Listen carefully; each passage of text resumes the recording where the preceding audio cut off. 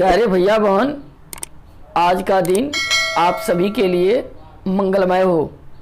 कक्षा नवम, विषय इकोनॉमिक्स, पाठ संसाधन के रूप में लोग। आज का विषय है बेरोजगारी। देखिए, वर्तमान समय में स्वतंत्र भारत की एक सबसे बड़ी समस्या है जो यहाँ के लोगों को परेशान करके रखी है, वह समस्या बेरोजगारी की है। जरा आप कल्पना कीजिए, जब आप अपनी पढ़ाई पूरी करेंगे और पढ़ाई पूरी करने के बाद जब रोजगार की तलाश में इधर उधर घूमेंगे और कोई रोजगार नहीं मिलेगा, परेशानियों का सामना करना पड़ेगा, कठिनाइयों का सामना करना पड़ेगा, तब आपको कैसा महसूस होगा। एक बेरोजगार व्यक्ति को क्या कठिनाई होती है, क्या परेशानी होती है, इसे आप समझने की कोशिश करेंगे। बेरोजगार किसे कहते हैं? जब व्यक्ति एक निर्धारित मजदूरी पर काम करने के लिए तैयार हो जाता है और उसे कोई काम नहीं मिलता है, तब हम उसे बेरोजगार कहते हैं।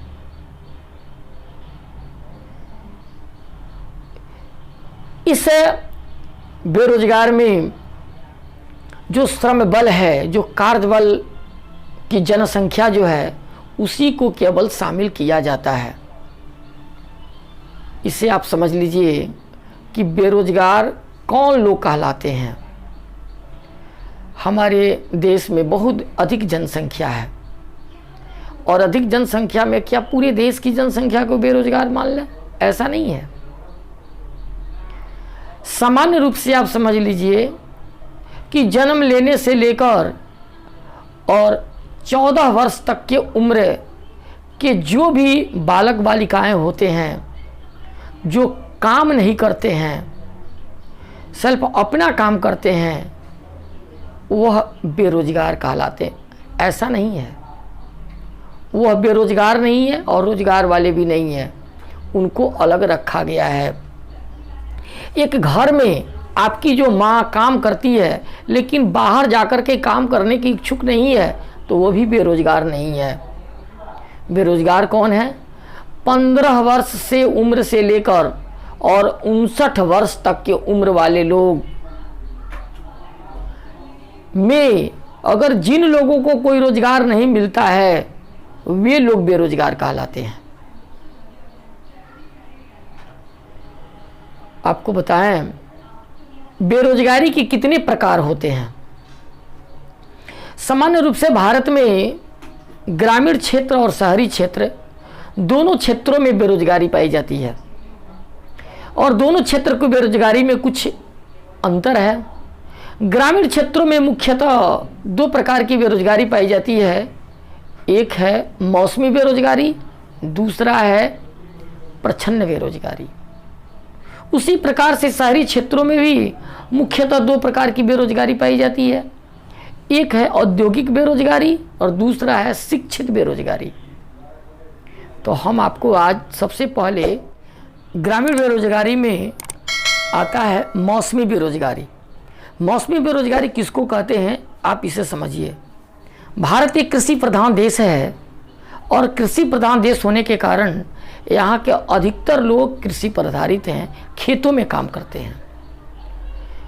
वर्ष के कुछ ऐसे महीने आते हैं जिसमें लोग काम में परेशान हो जाते हैं, बहुत अधिक काम आता है, बहुत अधिक काम करते हैं। लेकिन वर्ष के कुछ ऐसे भी महीने आते हैं जब लोगों के पास कोई काम नहीं रहता और वह समय जो होता है वह किसानों के लिए बेरोजगारी का समय हो जाता है, जिसको हम मौसमी बेरोजगारी कहते हैं।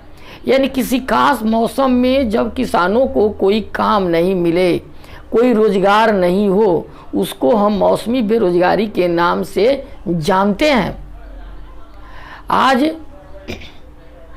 आप देखे होइएगा कि कुछ जुलाई से लेकर अगस्त के महीने जब आते हैं तो उस समय खेतों के सब काम संपन्न रहते हैं, किसान घरों पर बैठा रहता है, उसको कोई रोजी रोजगार नहीं होता है, चारों तरफ बरसात का मौसम होता है, यह मौसमी बेरोजगारी का लक्षण है।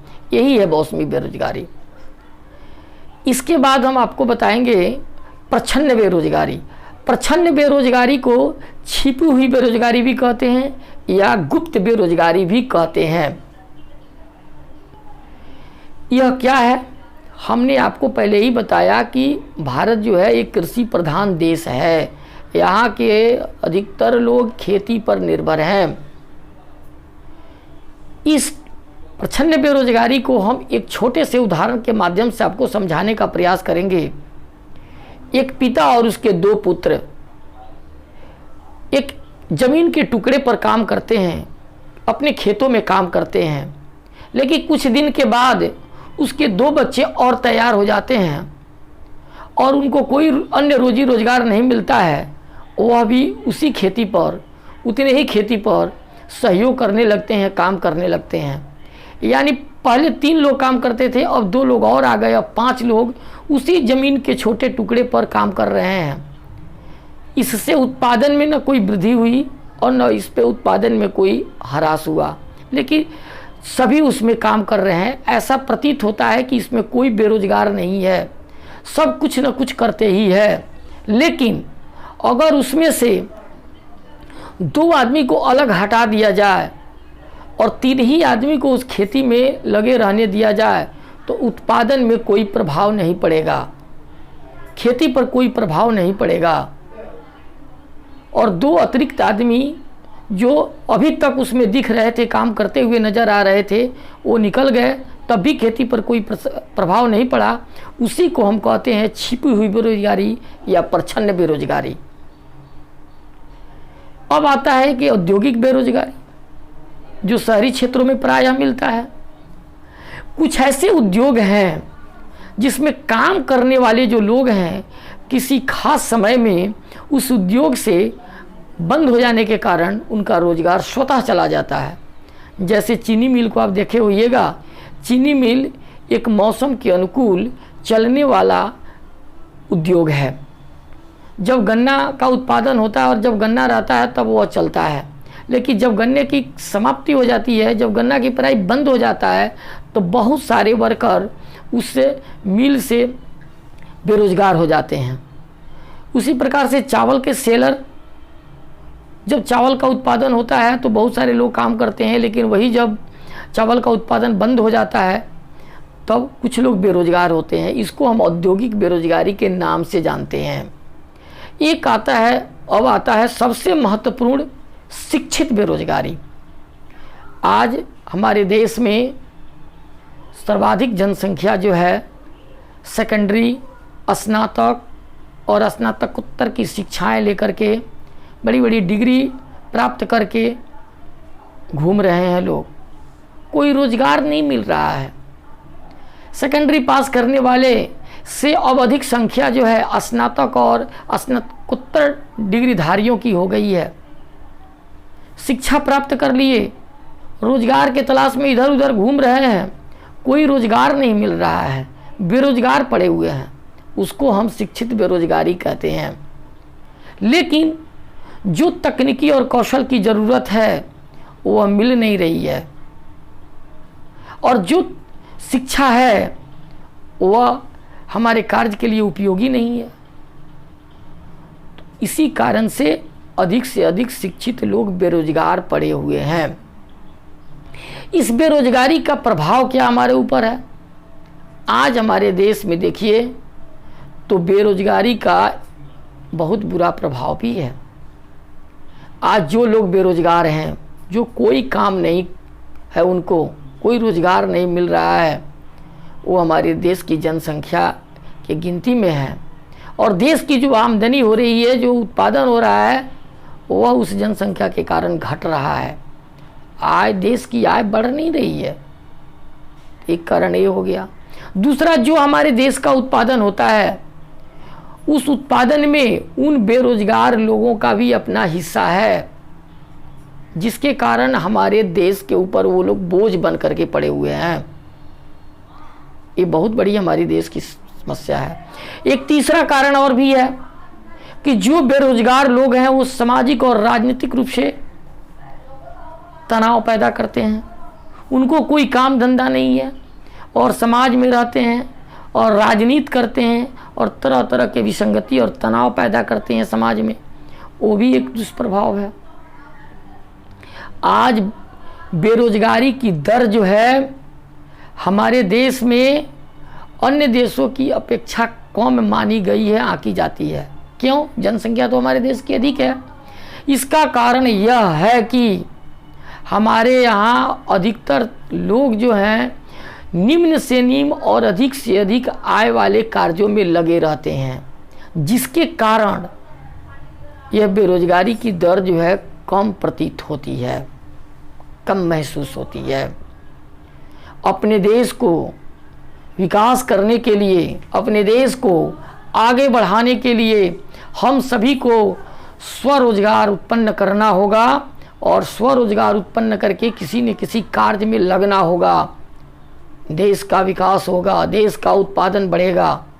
इसको एक कहानी के माध्यम से हम आपको बता रहे हैं। एक गांव है जिस गांव में 200 के आसपास जनसंख्या है।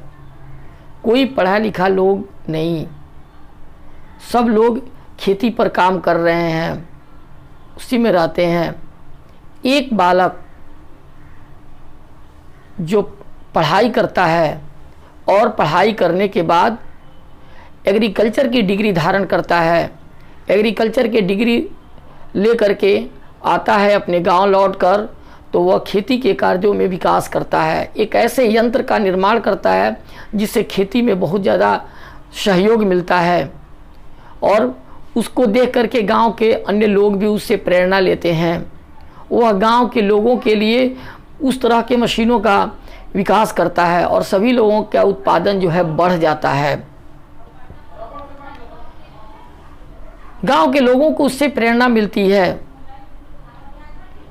कि क्यों नहीं हम लोग अपनी गांव में एक स्कूल की स्थापना करें और बच्चों को पढ़ने लिखने की व्यवस्था करें, और उससे होकर के गांव में एक स्कूल खोल दी जाती है।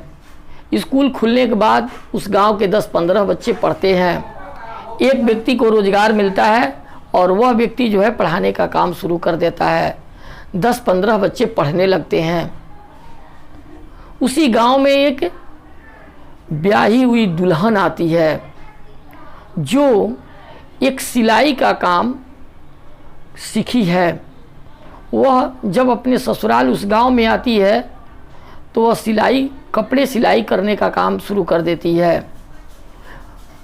धीरे धीरे आसपास की लड़कियां भी उससे सिलाई सीखना शुरू कर देती हैं और सभी मिल करके कुछ कपड़े सिलना शुरू कर देती हैं। कुछ लोग उस सिले हुए कपड़े को उस गांव के आसपास के गांव में ले जा करके बेचने का काम शुरू कर देते हैं, जिससे क्या हुआ, धीरे धीरे सब लोगों को रोजगार मिल गया।